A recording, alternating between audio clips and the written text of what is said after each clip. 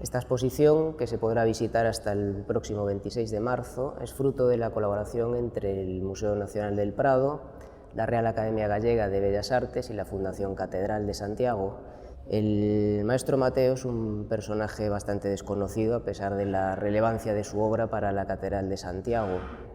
Únicamente se conservan dos referencias directas contemporáneas a su existencia, y no nos aportan datos acerca ni de su biografía ni de su origen o procedencia, aunque posiblemente fuera gallego.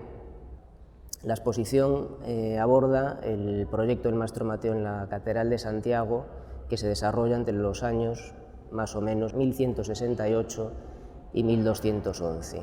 Su taller va a continuar actuando en la catedral en obras posteriores. El Pórtico de la Gloria es la obra más reconocida del maestro Mateo, es un referente del arte de su tiempo a nivel europeo.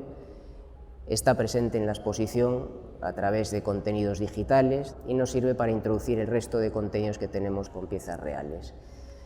Prestamos mucha atención a la fachada del Pórtico de la Gloria. Poca gente sabe que este pórtico no era la fachada exterior de la catedral, sino que era un nártex que delante tenía una fachada con una serie de imágenes y elementos que completaban el discurso que se realizaba en el interior en el Pórtico de la Gloria. Esta fachada sufrió dos intervenciones que acabaron por hacerla desaparecer. Todas las esculturas que se conservan de esta fachada están incluidas en esta exposición y es uno de sus puntos de mayor interés porque es la primera vez que se reúnen después de más de 500 años, algunas de ellas incluso siendo la primera vez que se muestran al público, como una escultura de una figura masculina con cartela que se acaba de descubrir en las obras de restauración que se llevan a cabo en la Catedral de Santiago.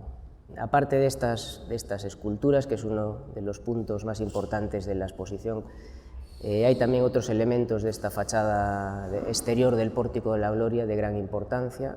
Caso del gran rosetón que bañaba de luz el interior de la catedral, con un sentido funcional, pero también un sentido simbólico. Nada del proyecto del maestro Mateo es casual, todo está perfectamente planificado para su proyecto de transformación de los usos del espacio interior de la catedral, que es realmente el espíritu de su intervención en la basílica, o dos dovelas pertenecientes a una de las puertas laterales que formarían parte, junto con el rosetón, de las obras que se retiran en la segunda gran intervención de esta fachada que tiene lugar en el siglo XVIII, cuando acaba siendo sustituyendo por la actual y mundialmente conocida fachada del Obradoiro, que se asienta sobre la estructura medieval mateana.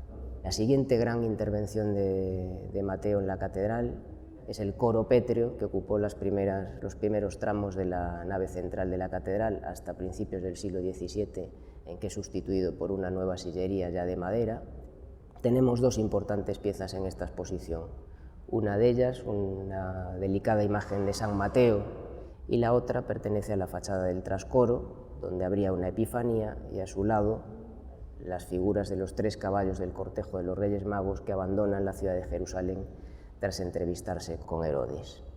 Con la construcción del coro se cerrarían las grandes intervenciones del maestro Mateo y su taller. El maestro Mateo es escultor, es arquitecto, es ingeniero, pero ante todo es el director de un gran proyecto que se lleva a cabo en la catedral. De la figura del maestro Mateo y su significación para el arte de Galicia va a estar presente incluso hasta época contemporánea, siendo todo un referente para el arte gallego.